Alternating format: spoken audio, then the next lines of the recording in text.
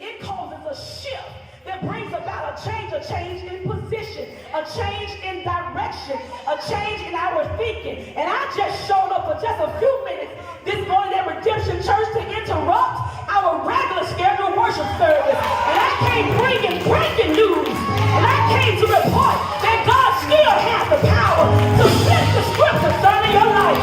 God has the power to flip the script concerning your life. I know you're dealing with some stuff that seems impossible, but he can turn off impossible and turn on possible. I know you heard Miss Hall, your grandbaby died at 16 years old. You're confused. You got your breaking point barely hanging on, but he can turn over our breakdowns and we'll turn around and have a breakthrough.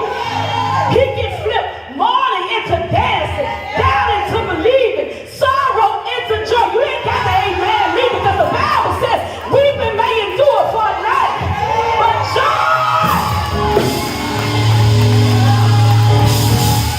joy comes in the morning. Good morning, redemption. We can say bye-bye weeping and hello joy. God has the power to flip our testimony from I'm going through to I made it out.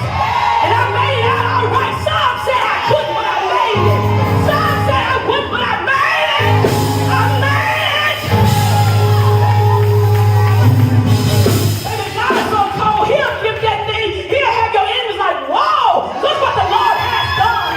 God has the power to flip the script concerning our life. I said God has the power to flip the script concerning all of our lives. Amen.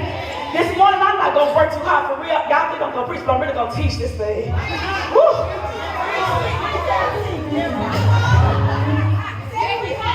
But on this morning I had my boy Joseph minister run the ride with me. And we've been riding and chilling all week. He even showed up to Redemption Unplugged Wednesday night. And I believe that everybody, let me contemporize that thing, everybody can relate to how Joseph felt when he said in Genesis 50:20, as for you, you meant evil against me, but God meant it for good, to bring about that many people should be kept alive. Let me paraphrase that thing. The devil meant it for evil, but God, he meant it. God, he turned it. God, he flipped that thing for my good. In this powerful passage of scripture that's pregnant with preaching possibility, we find not just a statement, but this is Joseph's testimony of victory. And we get excited about this text. I know I do. It shouts me every time I hear it. But here we find just a brief synopsis, a summary, if you will, of Joseph's story. See, his summary paints a pretty picture. But his story that starts in Genesis 37 is painful. His summary tells us that he won. But in his story, Joseph took a bunch of L's. His summary tells us about the miracle. But Darwin, his story gets real messy.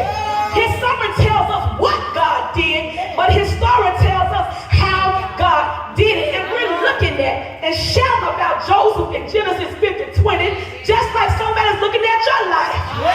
Ooh, she got it going on. She look good. Ooh, he know he got himself together. He bad to the bone, but if your life is anything like mine, but they looking at your summary, talking about goals, they want your life based on your summary. But if your life is anything like mine, you might be sitting pretty good this morning, but you've been through some ugly stuff. I just need about 7 of y'all to jump to your feet and help me to. You see my glory? You don't know my story. You see my glory? But you don't know my story. You don't know my story. You don't know my story. See, there is a story behind my praise. See, I don't just be shouting just to be shouting. I'm thinking about the depression that tried to defeat me. When you see me running, I'm not running because somebody chasing me. I thank God for everything I overcame that tried to drive me crazy.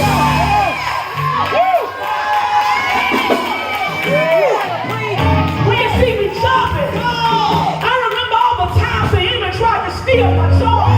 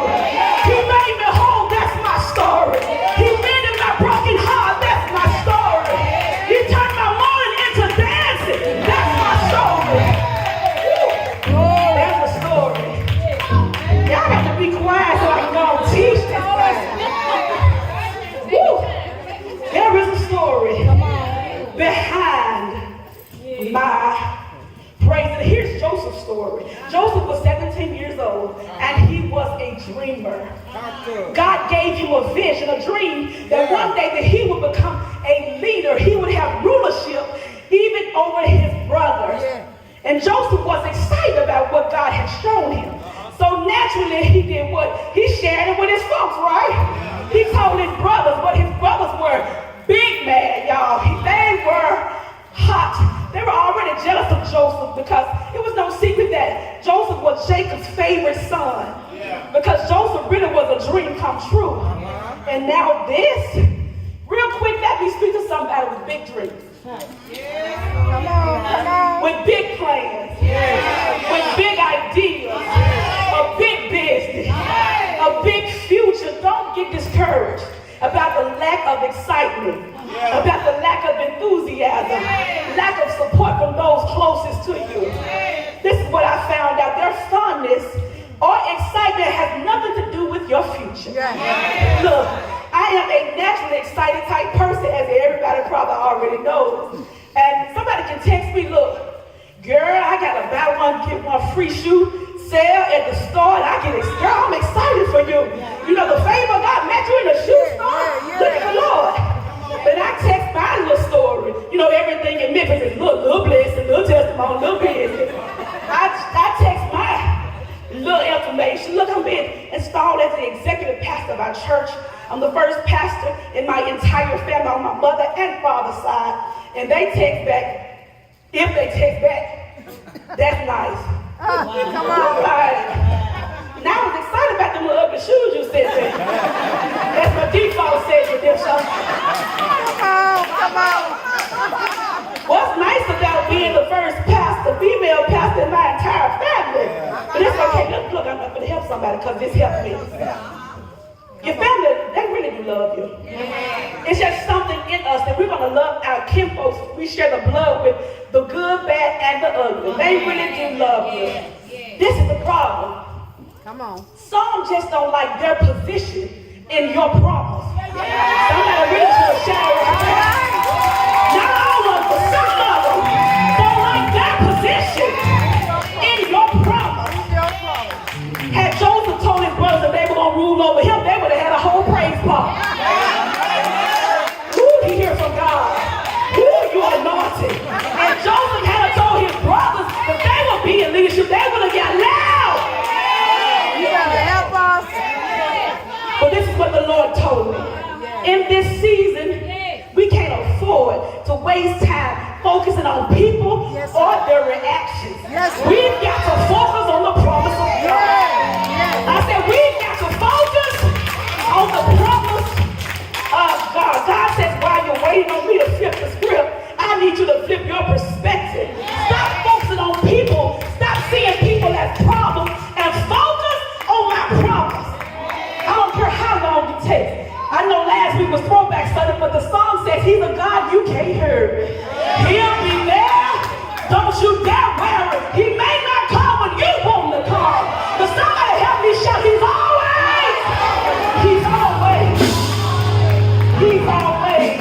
on time. I don't care how long it takes. What God says is what he does.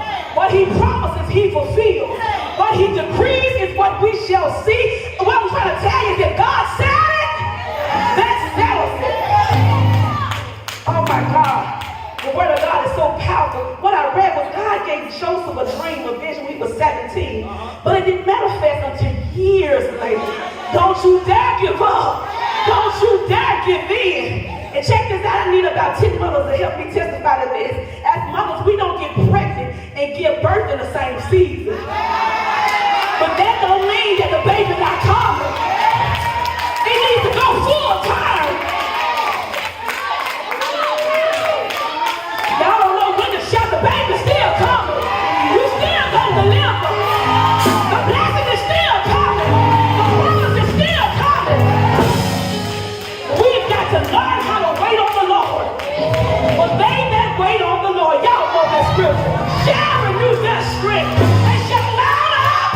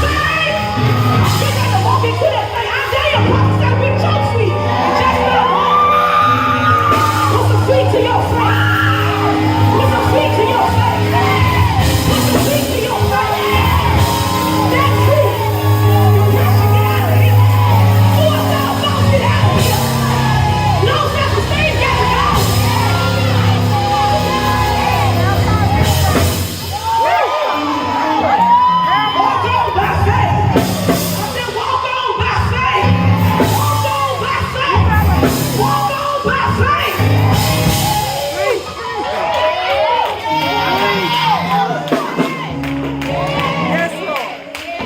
I don't know what you're waiting on the Lord to do, but I dare you to get up out your seat and just start walking. You got to see it before you see it. I'm getting ready. I'm already ready. God's faith is getting ready to happen. God said it. Let's go. God said it. It's got to happen. It's going to come to pass. In the name of Jesus. In the name of Jesus. In the name of Jesus.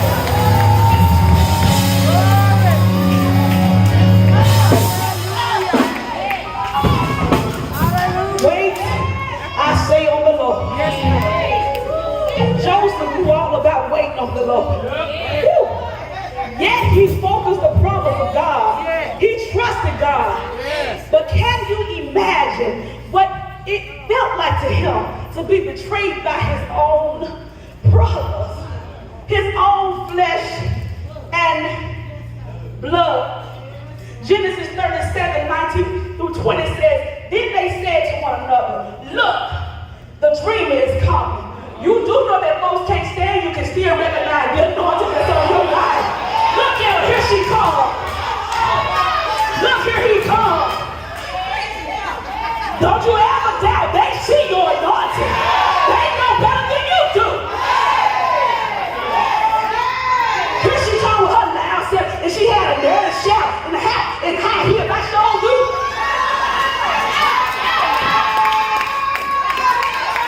Here she comes. She's so loud. A first lady's gonna be sitting down with her hat. The devil is a liar. And God is exalted.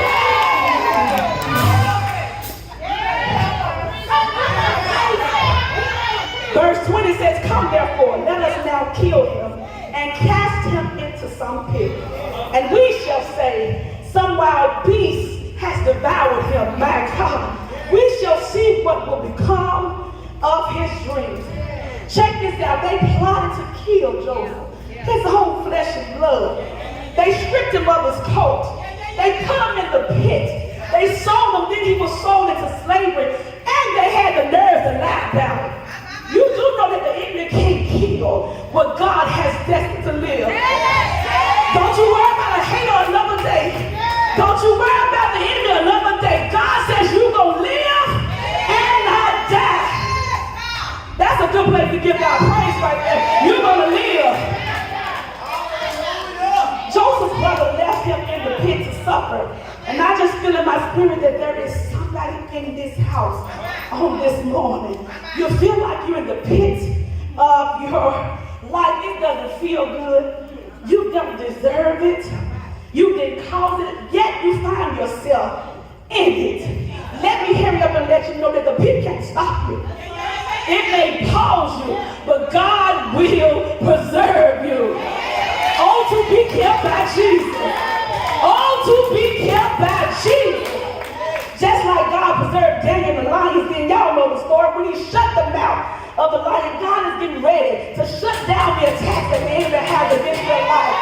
Just like the 3 Hebrew boys, God is going to let you walk through the fires of life, not even break a sweat. He's going to let me keep my curls in place, a smile on my face. Why? Because God is a keeper. Somebody else shout, yes, he is. Yes, he is. Yes, he is. Yes, he is. Yes, he is. I said God is a keeper. Has he ever kept you? Do you know him to be a keeper? Hallelujah in this house. Hallelujah in this house. Hallelujah in this house. You may find yourself in a bad chapter of your life. But I tell you, don't help me preach this thing. He said, but my story ain't over. My story ain't over. There is more to my story. Whoever counted me out must have failed now, because God still has me in the number. I'm still in the number. I'm still in the number. Y'all don't want to have no church this morning. Y'all making me work, but I'm still in the number. You still in the number. Whoever counted you out must can't count. They must have failed bad a few times fooling with me, because I'm still in the number. The devil tried it, but I'm still here. Come on, just thank God for keeping you right now.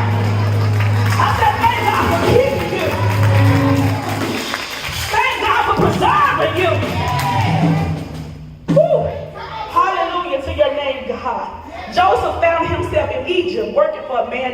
Potiphar.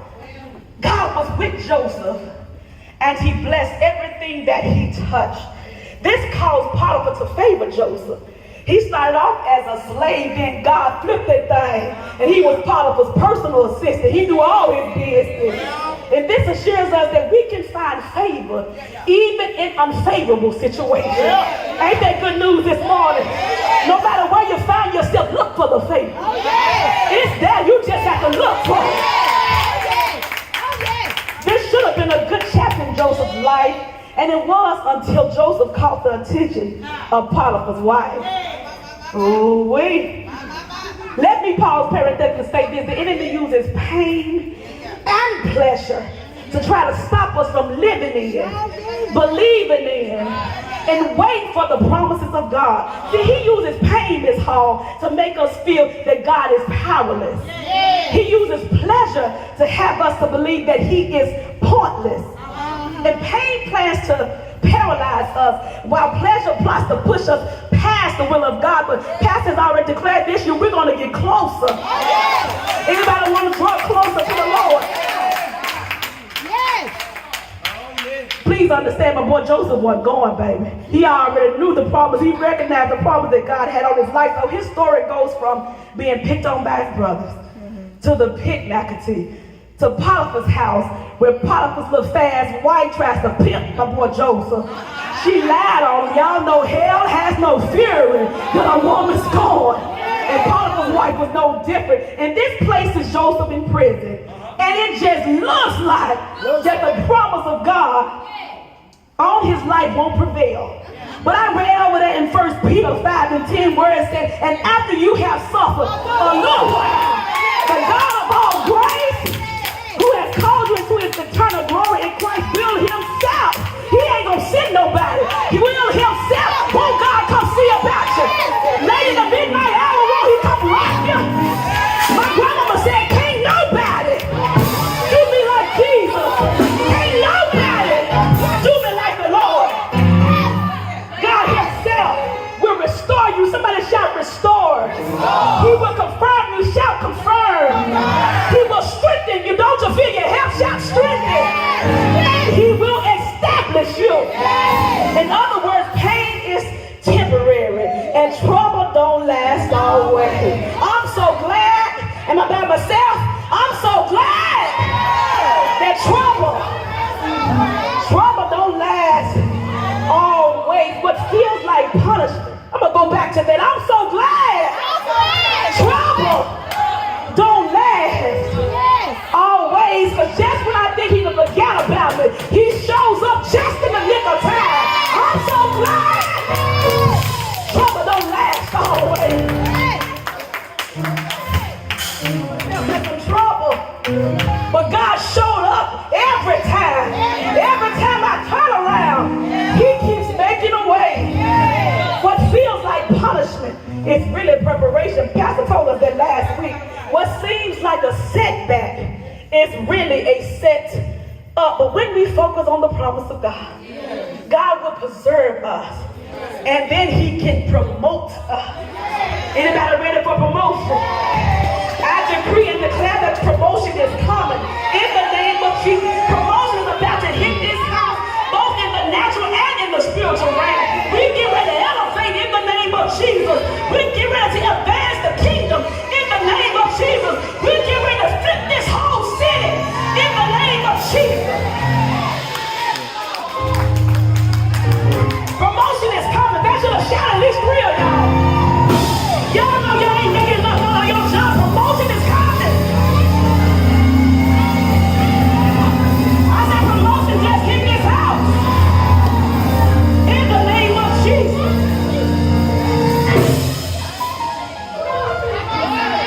If you remain faithful, you ain't got to be perfect. You just got to be faithful. Be faithful. Woo, yes, sir. Faithful during the test. He will promote you at just the right time. Just like he did Joseph. Joseph was promoted to a place of power in Pharaoh's palace.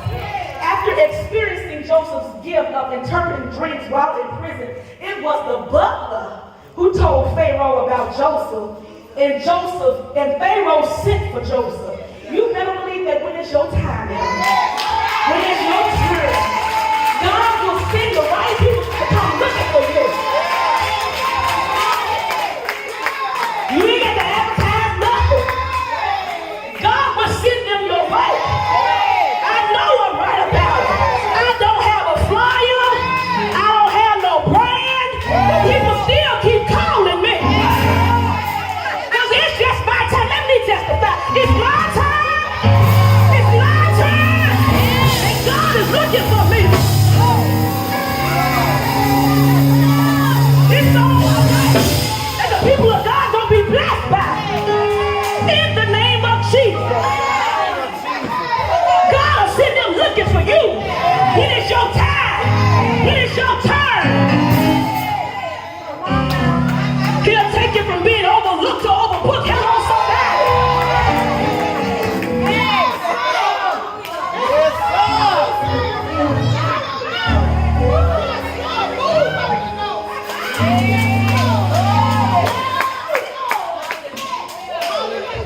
It was in this promoted, prosperous place that Joseph's brother had to flip back and ask him for help.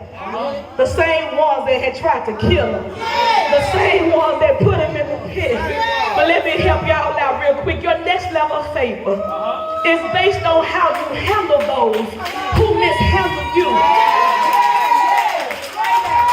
I say your next level of favor is based on how we handle those who mishandled us. Joseph shows us how to do it. Joseph shows us what true forgiveness looks like. Not only did he help to save his brothers, but he saved the whole region.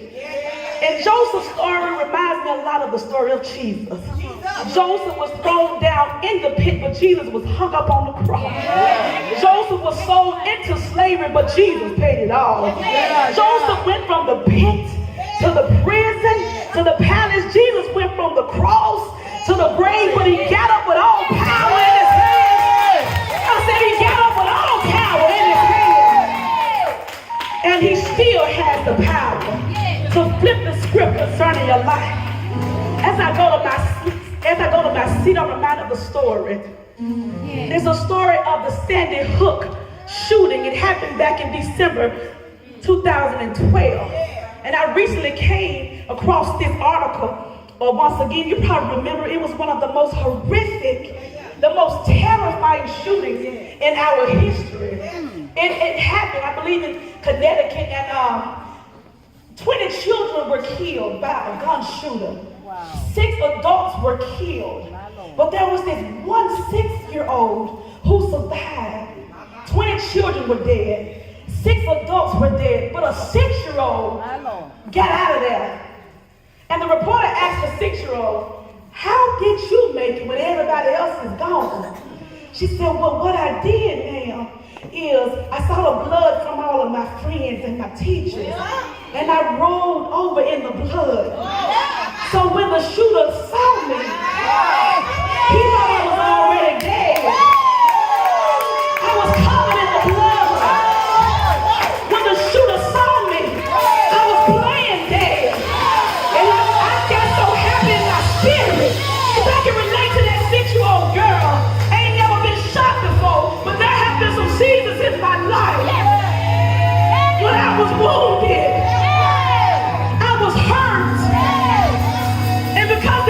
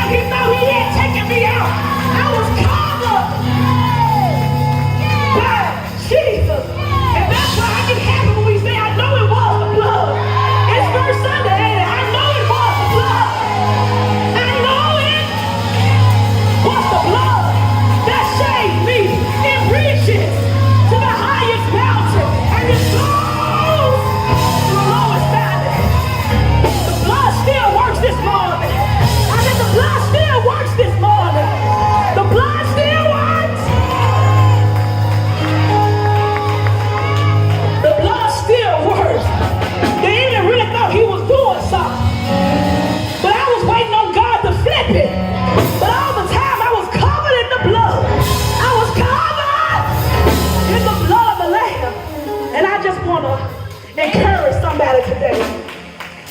It does not matter the place that you find yourself in. It does not matter if you're in a bad chapter. God's got you covered. God's got you covered. I don't care if you're in the pit. I don't care if you're in prison and even in the palace. God's got you covered. God's got you covered. Thank you, Holy Ghost. God's got me covered. I don't care what it looks like. God's got you covered. Woo. Thank you, Jesus. Thank you, Jesus. And I've been hearing all week long, sooner or later, it's going to turn in your favor. He's working it out. God sent me here this morning to let you know that he's working it out. He's working it out. Sooner or later, it's going to turn. I dare you to get about your seat, just start turning by faith. Your finances are turning. Your situation turning. He's working it out. While we trying to figure it out, he had already worked it out. God is fixing that thing in our favor. If you believe that, make a sound in this place.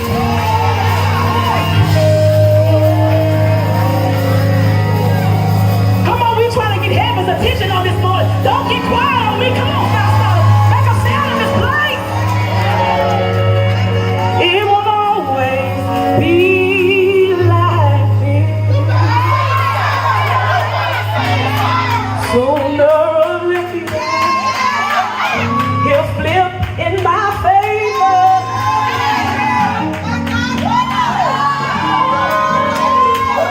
It's turning around for me. Ain't no need to worry what the night is gonna bring. It'll be all over in the morning. Good morning, redemption. I said, good morning, redemption. God is turning it around. God is turning that thing around. Sooner or later, it'll work in your favor. God's gonna flip that thing in your favor. I believe by faith that he's turning it around just for you. Amen.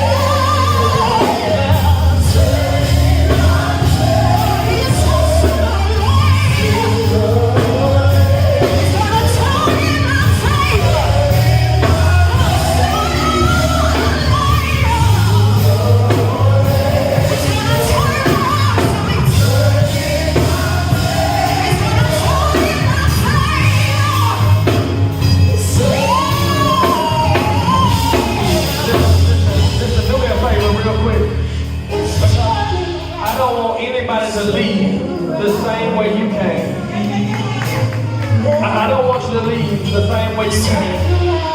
So listen, if you really believe that God is going to turn some things around in your favor, if you really believe that you have a faithful God who's going to meet you at the point of your need, and he's going to flip your situation, do me a favor, just turn around 3 times in your seat, just say, I believe, I believe, I believe. Come on, this is just for everybody who believes it. Open up your mouth and give God a quarter right there. Come on, open up your mouth and give God a quarter right there. Turn it around. It's turning around. Come on. Come on, your physical situation is turning around. Your mental situation is turning around. Your physical situation is turning around. Come on. Come on. The promotions on your job, they're turning around. He's flipping your career. Come on.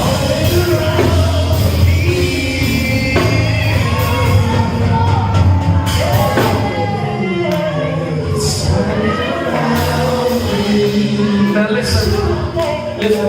So I need you now to do something else.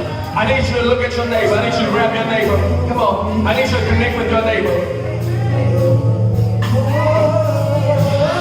The Bible says, forsake not the assembly. That's when the saints come together. Listen, do me a favor. I need you to just shake your neighbor's hand and tell him, I feel a turnaround for you. I don't want God to do it for me and he leave you out.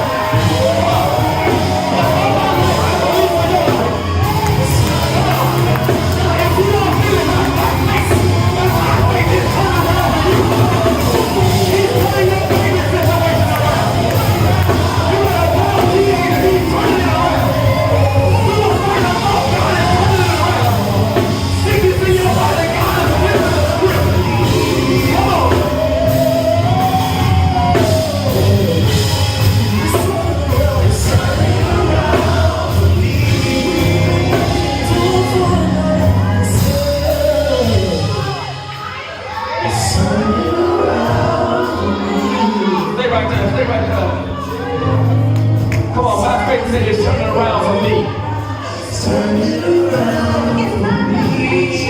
Come on, say it's turning around for me. Come on, if you receive it, come on. Open up your mouth and say it's turning around for me. I can feel it.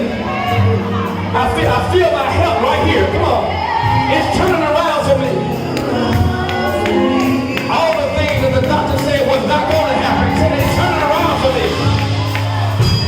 All the things that your reputation was supposed to block you from, say it's turning around for me.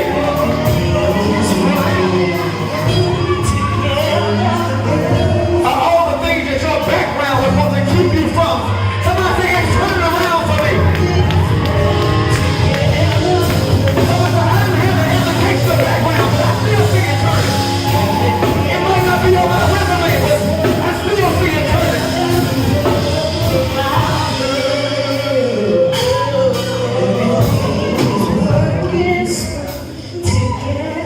So listen,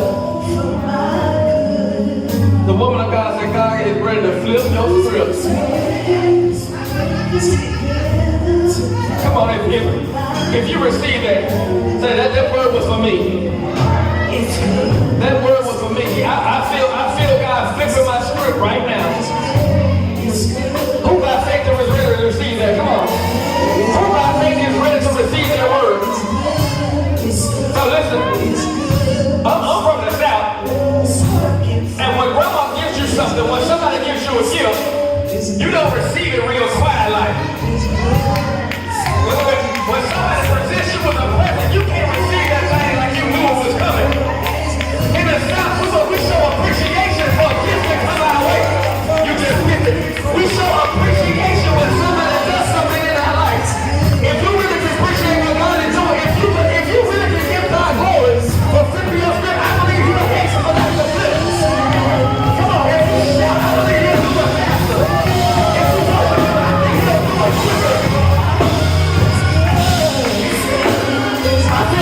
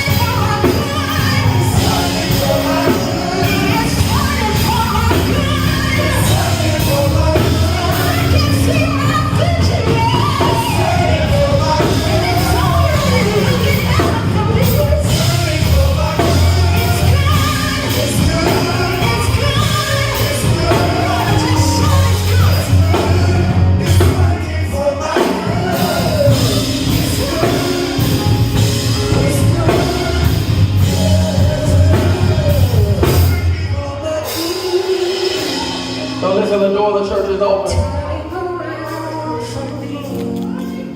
This is your moment. This is your moment. This is your moment. This moment is not about anybody else. This moment is about you. It's about you.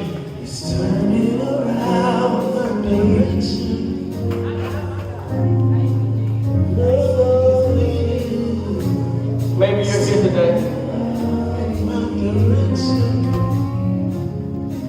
Maybe you're here today because you lived through some things. And you're ready for God to change some stuff in your life.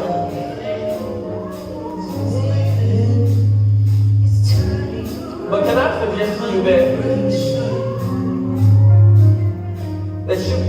God has already equipped you with everything you need. Somebody give me a phone. Somebody give me a phone.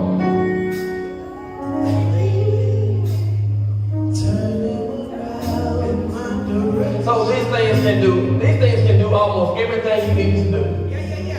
You can bank from it. You can do whole photo shoots for sale.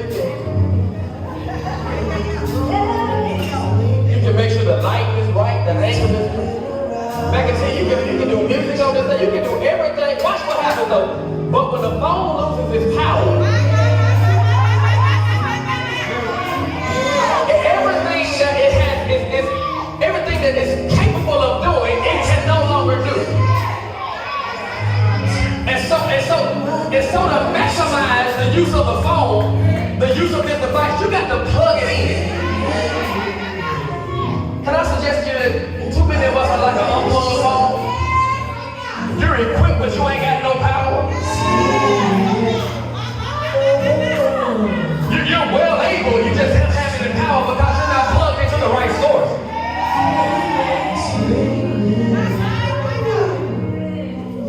But then I suggest that God brought you here today so you can plug into the right source. And maybe you're here today, you said, man, I'm not living my best life and I really don't know what's stopping me from getting to the next level. God says, I know what's stopping you. You're not plugged into me.